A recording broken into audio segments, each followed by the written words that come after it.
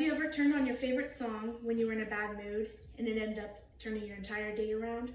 Or maybe you picked up one of those adult coloring books and a few pages later your stress level is at a 2 instead of a 10? I know I have. That's what art and music therapy, or together, creative therapy, does for people. However, this type of therapy is not widely covered, if at all, by health insurance companies, and it should be.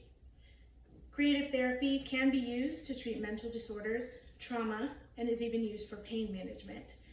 In many instances, it is used in conjunction with other psychotherapies, such as group therapy or cognitive behavioral therapy, according to Kendra Cherry on verywellmind.com.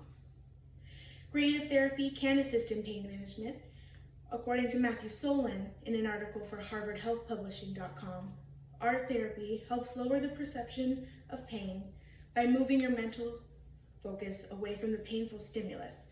It's a way to teach you how to relax so the pain doesn't alter your emotional state.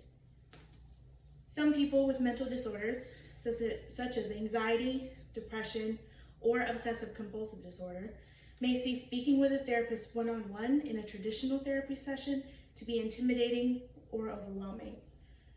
Art and music therapy can provide an alternate outlet that is easier than talking. With benefits similar to traditional therapies, and the fact that they are used with other types of therapies, it only makes sense that creative therapy should be fully covered by health insurance.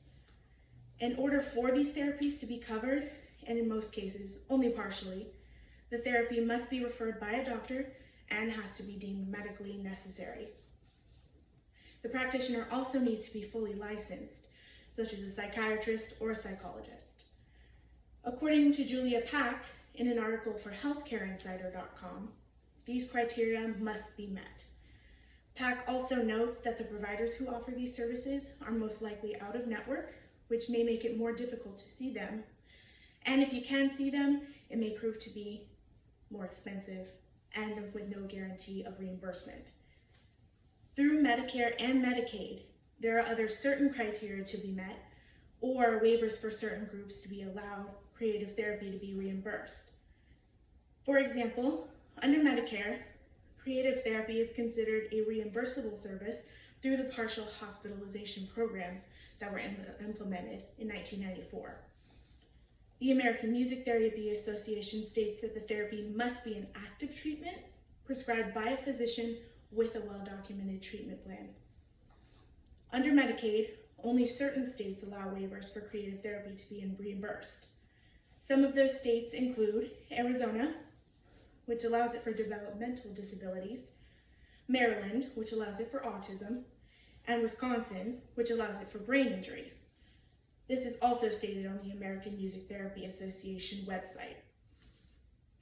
There are so many hoops to jump through when it comes to creative therapy, or art and music therapy, being covered or reimbursed through health insurance. Unfortunately, most insurances do not fully cover them, even after jumping through those said hoops. With so many versatile and positive outcomes, creative therapies should be fully covered by health insurances as an alternative and a supplement to traditional therapies. Thank you.